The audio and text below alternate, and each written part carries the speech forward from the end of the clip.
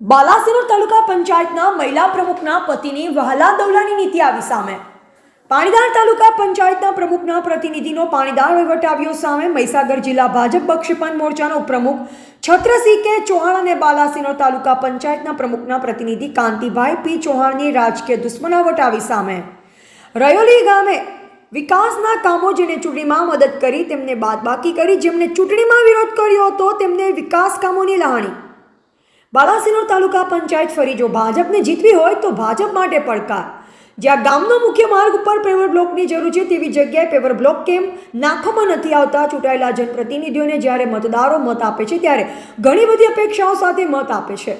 જ્યારે પ્રતિનિધિઓ ચૂંટાઈ જાય છે ત્યારે આ બધું ભૂલી જાય છે અને ત્યાં પોતાનો રોટલો શેકાય તેવા કામો કરવામાં આવે છે અને પોતાના માણસો સાચવવામાં પ્રજાનું કામ કરવામાં આવતું નથી. તાલુકા પંચાયતના સદસ્યને જ્યારે જરૂર હતી ત્યારે આ મુખ્ય ગામ તેઓને જીતાડ્યા અને હાલ આ જ ગામને આ જ ફળિયાને દુશ્મનની ભાવનાથી જ પેવર બ્લોકનું કામ ફાળવેલ નથી. આ ફળિયામાં આટલી હલાકી થાય કે ન પૂછો વાત. અને ગ્રામ પંચાયત બનાવવાની બાકી છે. દૂધ મંડળી આગળ આરસીસી રોડ મજબૂત છે છતાં તે જગ્યાએ પેવર બ્લોક તાલુકા પંચાયત દ્વારા મંજૂર કરવામાં આવ્યા છે અને વજેસીના ફળિયામાં ગામના મુખ્ય માર્ગ ઉપર 300 મીટર પેવર બ્લોક નાખ્યા વિનાના કાદવ કિચડવાળો રસ્તો પેવર બ્લોક માટે રાહ જોઈ રહ્યો છે. કેન્દ્રની ભારતીય જનતા પાર્ટીની સરકાર અને રાજ્ય સરકાર ક્યારેય કોઈ ભેદભાવ રાખેલ નથી અને જો બાંગ્લાદેશીને શરણ આપી સરકાર જો વિકાસ કરતી હોય તો આ ફળિયું તો આદિ અનાદિથી હિન્દુસ્તાનનો જ ભાગ રહેલ છે. આ ફળિયામાં અને ગામના લોકો કાંઈ પાકિસ્તાનથી આવી વસેલ નથી. તો તાલુકા પંચાયતના પ્રમુખ આ ગામનો વિકાસ કરવા માટે આટલી દુશ્મની રાખે? શું સર્વોચ્ચ હોદ્દા પર બેઠેલ વ્યક્તિ આવી દુશ્મની વિકાસના કામોમાં રાખી શકે? આ અંગે તાલુકા વિકાસ અધિકારી અને નાયબ તાલુકા વિકાસ અધિકારીને સોશિયલ મીડિયા મારફતે પણ જાણ કરેલ છે. આ ગ્રાન્ટોની જે ફાળવણી કરી છે તેમાં પોતાની બુદ્ધિનું પ્રદર્શન કર્યું યા તો પ્રજાની ગ્રાન્ટનો કાળો કારોબાર કર્યો તેમ જણાવે છે. અને તમે રાજકીય દુશ્મનાવટ ઘણો કર્યો કે અન્ય ઘણું બધું આ રસ્તો કહી જાય છે.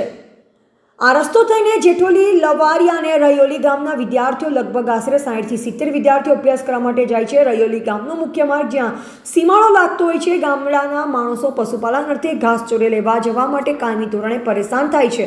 આ ફળિયામાં છત્રસિંહ કે ચૌહાણના ઘરે બેસણામાં જે પણ માણસો આવ્યા તે બધા આ રસ્તોને કાદવ કિચડ પરિચય થયેલ છે. કોઈ વ્યક્તિનું મૃત્યુ થાય તો અર્થી કાઢી પણ મુશ્કેલ છે.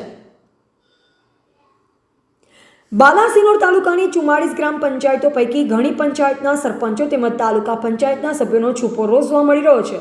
હું આ બાબતે જાહેરમાં મારા રયોલી ગામના તાલુકા પંચાયતના સદસ્ય અને તાલુકા પંચાયતના પ્રમુખ સાથે ડિબેટ કરવા માંગુ છું. તો પ્રમુખની તૈયારી હોય તો ભારતીય જનતા પાર્ટીના પદાધિકારીઓ તેમજ પ્રશાસન આની નોંધ લેશે કે કેમ તે જોવું રહ્યું.